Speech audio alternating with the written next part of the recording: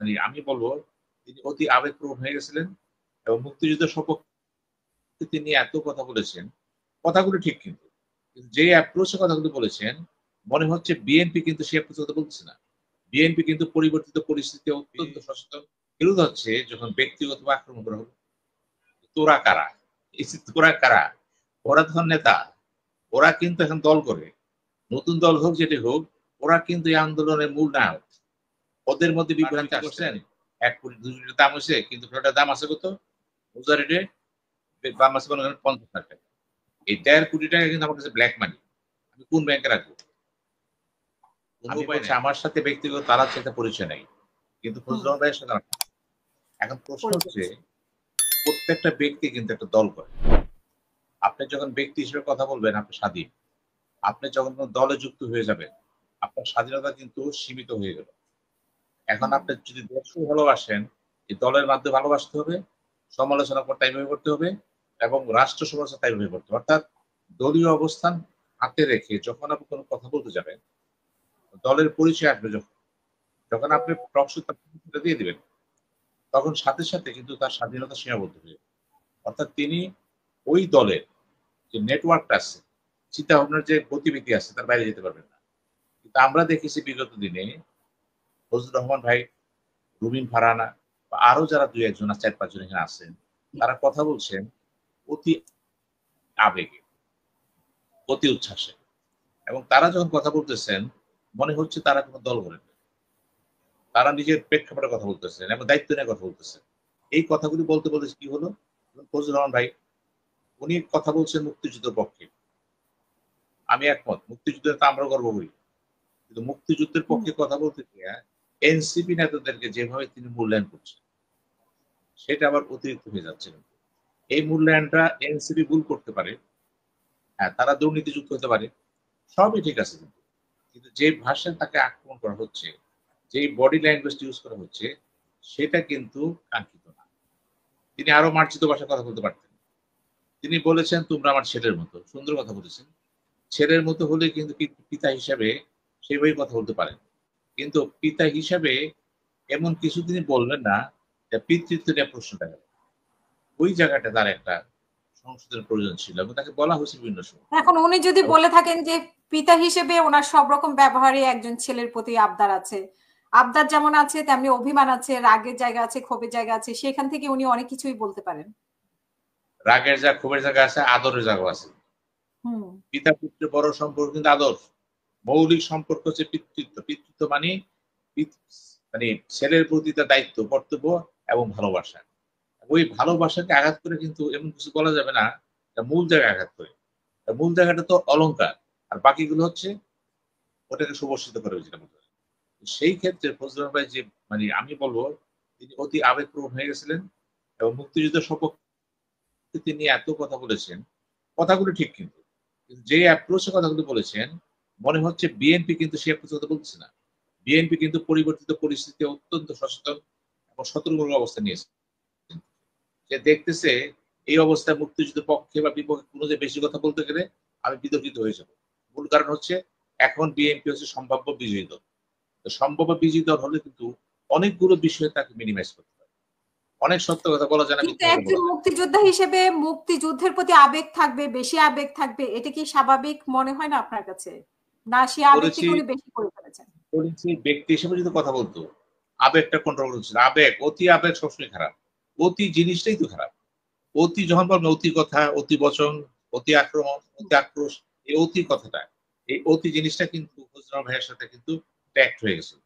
উনি বলছেন, যেগুলি বলছেন এবং সেগুলি বলতে যেয়ে এনসিপি নেতাদেরকে যেভাবে তিনি মূল্যায়ন করতেছেন, জামাত ইসলাম এই মুহূর্তে একটা শক্তি, এই মুহূর্তে এবং জামাত ইসলাম এবং বিএনপির সম্পর্কটা যাই হোক, নির্বাচনে কিন্তু জামাত ইসলাম খুব জরুরি, এনসিপি জরুরি, চরমনাই জরুরি। এখন ধর্মভিত্তিক দলগুলোর প্রতি তার যে আক্রোশ, ক্ষোভ, এই ক্ষোভগুলি কিন্তু তিনি দলীয় অবস্থাতে ব্যক্ত করতে পারেন না। এগুলো ব্যক্তি আলাপ বলতে পারেন তিনি সেগুলি বলে দিচ্ছেন। তাতে মনে হবে কি বিএনপি তাকে এগুলি বলেছে, মূলত তারেক জিয়ার অনুমোদন আছে এবং এগুলি বলার পিছনে তারেক জিয়া একটা তাকে নিয়ে খেলতেছে, অর্থাৎ তাকে দিয়ে এগুলো বলাচ্ছে। এই অনুভূতি কিন্তু আপনার হয়েছে, আমার হয়েছে, অনেকের হয়েছে কিন্তু। কিন্তু এটা যদি না হয়ে থাকে অন্য কথা, হয়তো বা তারাই যে মনে করছে যে বয়োজ্যেষ্ঠ লোক, ব্রাইট ব্যাকগ্রাউন্ড, সিনিয়র আইনজীবী, ছাত্রলীগের প্রেসিডেন্ট ছিল এবং নির্বাচন ওরিয়েন্টেড লোক সে, হয়তো সে অনেক কিছু চিন্তা করে তাকে বলেনি বা তাকে অন্যভাবে তাকে বুঝিয়েছে, তিনি বুঝতে চাননি। অর্থাৎ তিনি ধরে নিয়েছেন সংবিধান পরিবর্তন হবে না। ঠিক আছে, এটা তো বিএনপি বলেছে হবে না, কিন্তু গণভোট হবে না, বিএনপি বলেছে হবে না, পিআর হবে না, বিএনপি বলেছে হবে না।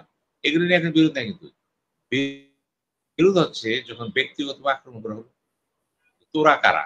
এই যে তোরা কারা, ওরা তখন নেতা, ওরা কিন্তু এখন দল করে, নতুন দল হোক যেটি হোক, ওরা কিন্তু এই আন্দোলনের মূল নায়ক। ওদের মধ্যে বিভ্রান্তি আসতে পারে, সবার মধ্যে আসেনি।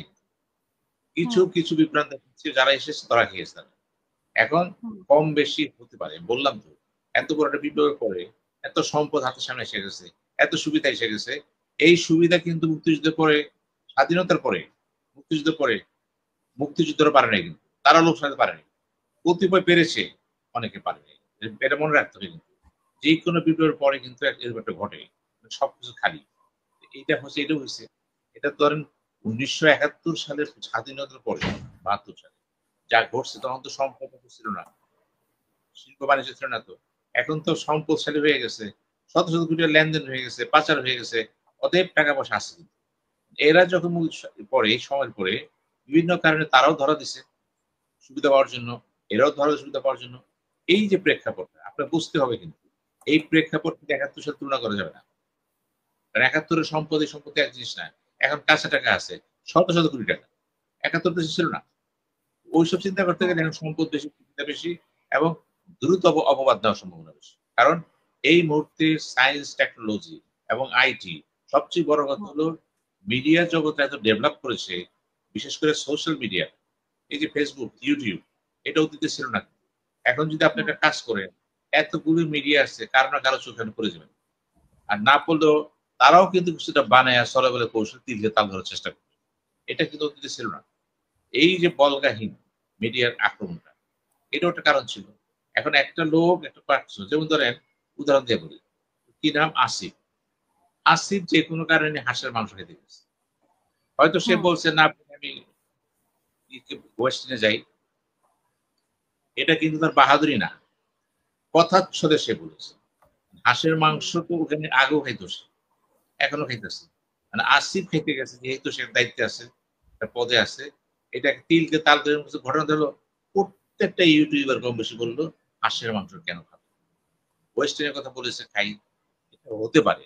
আমি কিন্তু এগুলো বড় করে দেখি না, বড় করে দেখার তো অনেক জায়গা আছে। না, ইউটিউবাররা মনে হয় বলার চেষ্টা করতেছে যে সে ওয়েস্টিনে কেন যাবে, তার এত, সে তো নেতা এবং সে তো জুলাইয়ের বলি, একজন যোদ্ধা। ওয়েস্টার্নে সবাই যায়, এই বাংলাদেশ ইউটিউব যারা করছে, বিদেশে করছে, সুযোগ পেলে তারাও যায়, যাবে না কেন? ওয়েস্টার্নে খেতে পারে এক কাপ চা, অসুবিধা কি? আমার স্বপ্নে খাবো আমি না, আমি তো মনে করি বাংলাদেশে করতে পারবো উঠেছে। সে যেভাবে বলছে সেভাবে রেগুলার যায়, মানে রেগুলার সে যায়, এরকম আর কি বিষয়। এটা বানায় কথা বলছে, রেগুলার সে যায় না, একটা উপদেশটা রেগুলার যেতে পারে না, এগুলো বোঝার চেষ্টা আছে। কিন্তু এগুলো অতিরঞ্জন কথাবার্তা, এবং এই অতিরঞ্জন কথাবার্তা কিন্তু তাদেরকে আরো বিধ্বস্ত করছে। তারা অন্যায় করেছে, আমি একমত, কিন্তু অন্যায়গুলোকে যেভাবে ফ্লেয়ার আপ করা হয়েছে সেভাবে করেনি।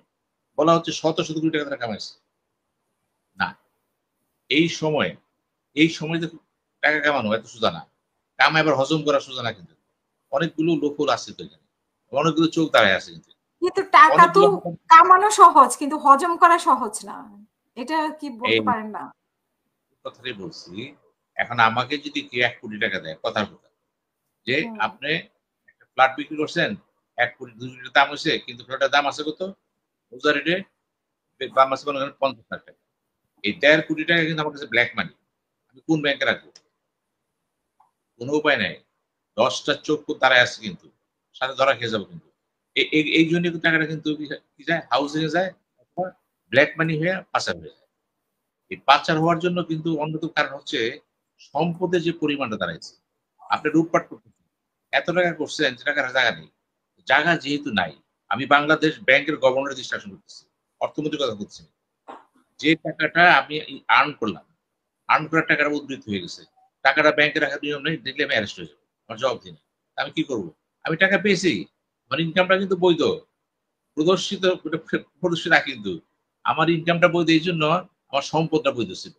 কিন্তু বৈধ সম্পত্তি বিক্রি করতে যেয়ে আমি কিছু টাকাকে প্রদর্শন করি নাই, অপ্রদর্শিত আয় হয়ে গেছে ট্যাক্সের ভাষায়। এই আয়টা আমার জন্য বার্ডেন হয়ে গেছে। আমি তো কি করলাম, আমি কাউকে বিশ্বাস করতে পারতেছি, কাকে দিবে টাকা? তখন টাকাটা আমি কি করলাম, হুন্ডিতে পাচার করে দিলাম। যদি এই পাচারটা বন্ধ করতে হয়, আপনাকে হুন্ডি শুধু বিদেশ থেকে আসে না তো, দেশে তো যাচ্ছে বেশি, বিদেশ থেকে কত টাকা আসে, দেশিতে পাচার হয়ে যাচ্ছে। এই ক্ষেত্রে একটা সমস্যা হয়ে গেছে। এই সমস্যাটা কিন্তু আরো থাকবে, কারণ এই কাজটার সাথে এই মুহূর্তে বাংলাদেশের ক্ষমতা বাইরে আছে, অর্থাৎ প্রভাবশালী বড় যারা আছে, কম বেশি সবার কাছে কিন্তু অবৈধ সম্পদ আছে। বৈধ সম্পদ কিন্তু অবৈধ পন্থা রয়ে গেছে। এগুলো হজম করবে কিভাবে? আপনি ধানমন্ডি মনে একটা বাড়ি আছে, ধানমন্ডিতে একটা বাড়ি মৌজাটা কিনতে বিক্রি করতে যান, ১ কাঠা বাড়ি, ১ বিঘা ভূমি, বড়জোর কত হবে? কত? ২০ কোটি।